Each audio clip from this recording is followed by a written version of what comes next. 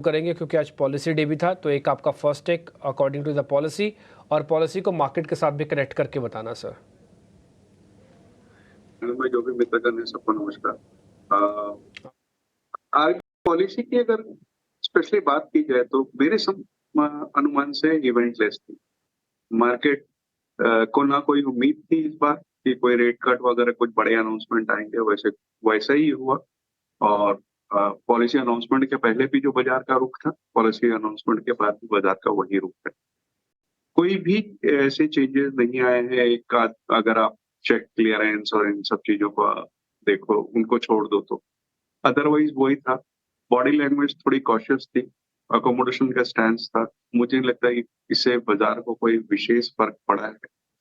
और जिस तरीके से ग्लोबल बातें निकल कर आ रही है कि फेड की मीटिंग सितंबर में है और वहां पे 88-90% लोगों के ये होप्स बने हुए हैं कि रेट कट आएंगे, तो मेरे अनुमान से एक बार जब फेड रेट कट करना चालू करेगा तो उसके बाद हो सकता है कि हमारे गवर्नर साहब भी चीजों का जायजा लें और उचित समझेंगे, तो वहां से रेट कट चालू होगी।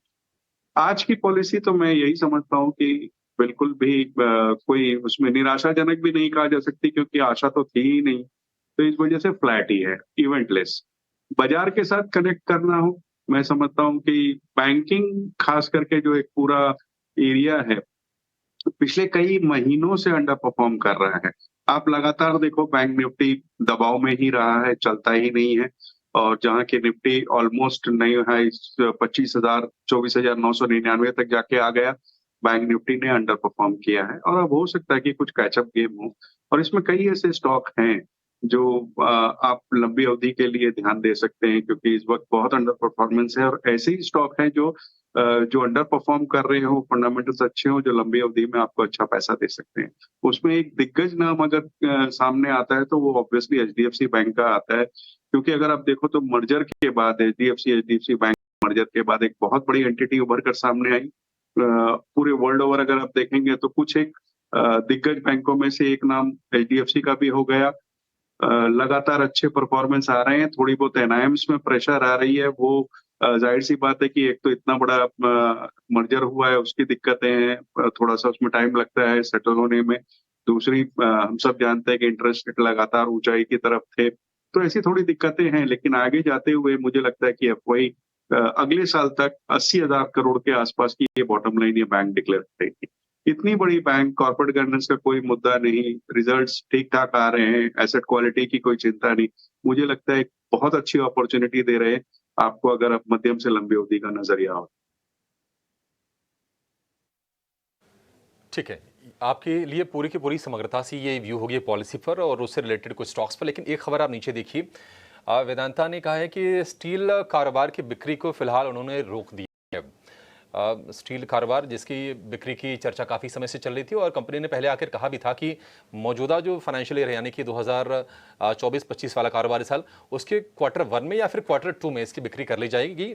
लेकिन अनिल अग्रवाल जो कि चेयरमैन है वेदांता रिसोर्सेज को, उन्होंने ये भी कहा था कि प्राइस सही होनी चाहिए, प्राइस अगर सही मिलेगा तो ही हम करेंगे। ये क्लॉज उन्होंने जोड़ा था। मई के आसपास की बात है जब उनका स्टेटमेंट आया था। और अब फिलहाल ये आ गया है कि इसको रोक दिया गया है। $2.5 बिलियन की मतलब इसकी वैल्यूएशन थी और माना ही जा रहा था कि इसकी बिक्री करके कंपनी के ऊपर जो डेट है करीब $12 बिलियन के आसपास का, उसको चुकाने में थोड़ी सी मदद मिल जाएगी। तो ये एक अपडेट आ रहा है वेदांता की ओर से। आ रही थी एसजेवीएन को लेकर कि कंपनी पूंजी जुटाने पर विचार करने वाली है। वो खबर फिर से लेकर आएंगे, लेकिन जो ही ये न्यूज़ आई है ना, उसके बाद हमने देखा कि एसजेवीएन का शेयर अचानक से ऊपर आया है। राजेश सर, आप जरा बताइए, एसजेवीएन मतलब साल भर में अगर कोई देखे, साल भर पहले किसी ने पैसे लगाए होंगे, मुझे अच्छी तरह से याद है कि 40-50 रुपए ये भाव हुआ करते थे, अब तो 150 रुपए के आसपास के प्राइसेस हैं। आपको यहां से भी क्या शेयर आकर्षक लगता है क्या सर? देखिए, कंपनी आकर्षक लगती है। मैं इसको दूसरी तरीके से कहूंगा कि कंपनी आकर्षक लगती है। कंपनी के जो बिजनेस मॉडल हाइड्रो पावर वगैरह दूसरी चीजों में है वो अच्छे हैं, कैपेसिटी अच्छी है, बट इस भाव में कंफर्ट नहीं आता कि नई खरीदारी की सलाह दी जाए। आपने सही कहा, 50 से ऑलमोस्ट 150 3 गुना हो चुका है। कोई करेक्शन आए तो अलग बात है। पहले जब ये 40-50 रुपए में हुआ करता था तो डिविडेंड यील्ड भी अच्छी बैठती थी। तो मैं समझता हूँ नई खरीदारी में भी कोई वजह बन रही नहीं है। किसी के पास है वो बने रह सकते हैं। अगर है तो बने रहिए, खरीदारी तब करनी है जब थोड़ा सा करेक्शन आ जाए। चला बहुत ही शेयर। पेज इंडस्ट्रीज के नतीजे आ गए हैं आपकी स्क्रीन पर। 300 रुपये प्रति शेयर के डिविडेंड का ऐलान किया है। एक हैवी वेट बड़े साइज का शेयर है, 40,000 रुपये का भाव है। लेकिन आप देखिए 2% कमजोरी के साथ फिलहाल ये शेयर का जो ही नतीजे हैं, थोड़ा नीचे आय जरूर आया है। आय हालांकि 4% इसकी बढ़ी है। 1,278 करोड़ रुपए की आय आई है पेज इंडस्ट्रीज की। ये वही कंपनी है जो जॉकी ब्रांड के नाम से अंडरगारमेंट्स और होजरी वाली चीज़ें यहाँ पर बेचती है। मुनाफा 4.25% बढ़ा है, 165 करोड़ रुपए, और आय में करीब करीब 4% के आसपास का उछाल। एबिटा के फ्रंट पर प्रदर्शन इसका ठीक लग रहा है। पेज इंडस्ट्रीज, इस पर एक राजेश जी आपसे क्विक व्यू चाहेंगे। ये कंपनी कैसी लग रही है आपको सर, और क्या ये भाव के लिहाज से ठीक है? लगता है कि इस पूरे होजरी सेक्टर में अगर कोई अच्छी परफॉर्मेंस दिखा रहे हैं तो दूसरी छोटी कंपनियां हैं वो दिखा रहे हैं, रेदर देन की पेज इंडस्ट्रीज। अभी भी अगर आप देखो तो 2-3% की टॉप लाइन, 2-3% की बॉटम लाइन, एबिटा अच्छा बढ़ा है। अब देखना पड़ेगा कि वहाँ ये डेप्रिसिएशन ज्यादा आ गया या इंटरेस्ट ज्यादा आ गया। लेकिन मुझे नहीं लगता कि इस भाव में इस पे कोई खरीदारी करनी चाहिए। यहाँ से अपसाइड बहुत लिमिटेड बनता है। अगर आप देखो तो पिछले दिनों अगर पूरे होजरी सेक्टर की बात करो तो लक्स ऑलमोस्ट दुगना हो गया है। रूपा में अच्छी वैल्यूएशन बन रही है, डॉलर में अच्छी वैल्यूएशन बन रही है। तो मुझे लगता है कोई नई खरीदारी करनी हो इस सेक्टर में तो रूपा और डॉलर बेहतर बैठ रहे हैं। लक्स में गिरावट में खरीदारी करनी चाहिए, पेज इस समय अवॉइड। पेज को अवॉइड कीजिए। मार्जिन पर प्रेशर है थोड़ा सा, लेकिन थोड़ा सा 19.5 से घट के 19% के आसपास का मार्जिन है। ब्रेक से पहले हम जिक्र कर रहे थे, राजेश जी आपका इंतजार कर रहे थे। बड़ा अच्छा लगता है सर आपसे बातचीत करके। मतलब आप ना बड़े क्रिस्प शब्दों में और बड़े क्लियर कट व्यू आपके रहते हैं। मतलब कोई भी ऐसा नहीं कि कंफ्यूजन की स्थिति छोड़ती नहीं है। आप बताइए सर कि MRF आज नंबर से क्या आए, और नंबर में जो मार्जिन के फिगर की बात करें तो जितने भी अनुमान थे उससे बेहतर आए। शेयर देखिए 5,281, ये शेयर का भाव नहीं, ये तो जितना ऊपर है उसका भाव है। 1,40,000 रुपए का शेयर है ये MRF का। उसके पहले आपसे हमने 40,000 वाला शेयर पूछा था। MRF बताइए क्या और ये चलेगा सर? क्योंकि हम देख रहे हैं कि रिप्लेसमेंट डिमांड हो रही है, नए लॉन्चेस हो रहे हैं, तमाम चीजें हो रही हैं, लेकिन क्या कुछ के प्राइसेस को लेकर चिंता है क्या? पहले तो धन्यवाद अभिषेक जी आपके इतने अच्छे विचार के लिए। पता नहीं मैं इस लायक हूँ भी या नहीं, लेकिन जहां तक अरे नहीं सर, MRF की बिल्कुल है बात आप। जहां हाँ, तक बताइए सर, MRF की बताइए। बात है, नंबर्स अगर आप कोई ईयर ऑन ईयर देखेंगे तो दबाव दिखाएगा, बट क्वार्टर एंड क्वार्टर देखना उचित रहेगा। जहां एक अच्छी बढ़त देखी गई, थोड़ा बहुत दबाव इस वजह से है कि रॉ मटेरियल के प्राइसेस ऊपर है। जो कि आपने रबड़ की बात अभी करी, तो रबड़ के प्राइसेस वाकई में ऊपर है। दूसरे खर्चे जो अदर एक्सपेंसेस है वो भी ऊपर आए, लेकिन बावजूद उसके नंबर्स अच्छे आए।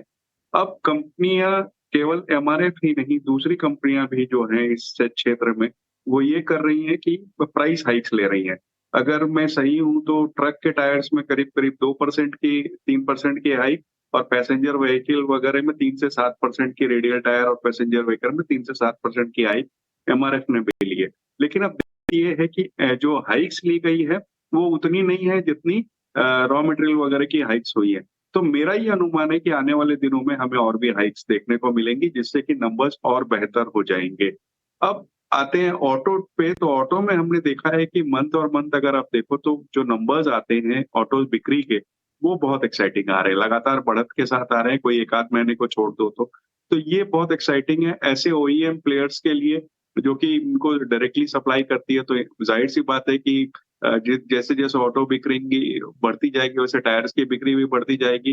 दूसरे रिप्लेसमेंट मार्केट भी बहुत अच्छा जा रहा है। पहले जहाँ रिट्रेडिंग वगैरह के रिट्रेडेड टायर यूज होते थे, अब ज्यादातर जो यूजर हैं वो चाहते हैं कि नए यूज किए जाए। तो मैं समझता हूँ कि आगे भविष्य अच्छा है। अब MRF इतना महंगा है कि खुदरा निवेशकों के तो बस के बाहर की बात है, लेकिन यहाँ से अपसाइड बिल्कुल दिखता है।